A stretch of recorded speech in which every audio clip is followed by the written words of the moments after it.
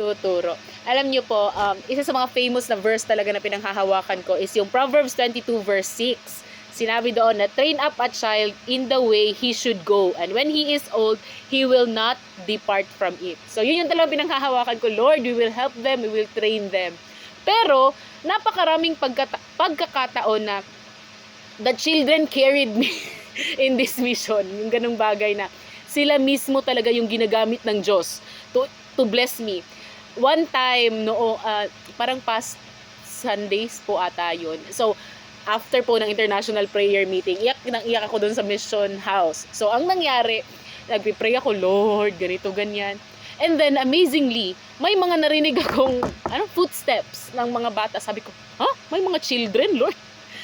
And after 2 seconds or ilang seconds, may kumatok talaga, mga children. Yung mga bata na palaging pumupunta every time na hindi ako okay.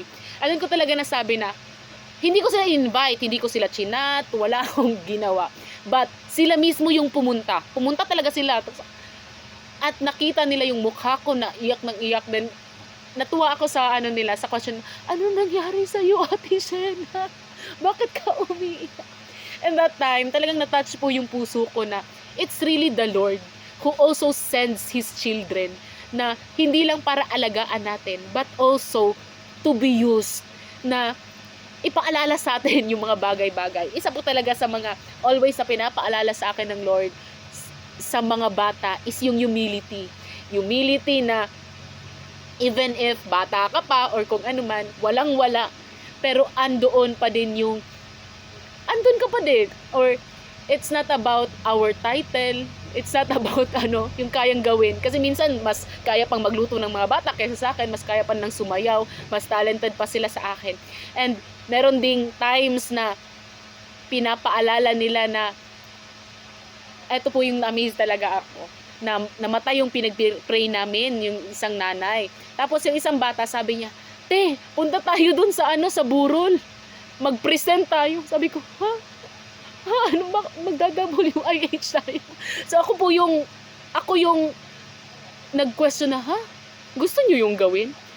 Yung mga gusto kong gawin before is parang mini-mirror nila sa akin na, oo nga pala, ito nga pala yung faith na meron ako noon. Ito nga pala yung faith na gusto ng Lord, this childlike faith. So yung humility, yung childlike faith, and at the same time, sila talaga yung ginagamit sa akin ng Lord, especially in times na nagdududa ako sa intention ng ibang tao, the way they say things to me. So minsan, yung ginagamit talaga ng Lord personally is yung mga children.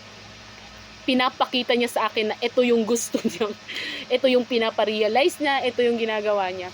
Kaya hindi lang siya na tayo yung tumutulong, hindi lang ako yung nagtuturo sa kanila, but most of the time or usually or every time is sila din may ini-impart sa akin, may tinuturo sa akin. And indeed, totoo nga yung sinabi ng Lord na mahal na mahal niya yung mga bata. And yun din pong sinabi ng Lord na if hindi tayo magiging katulad ng mga bata, we will not enter the kingdom of the Lord.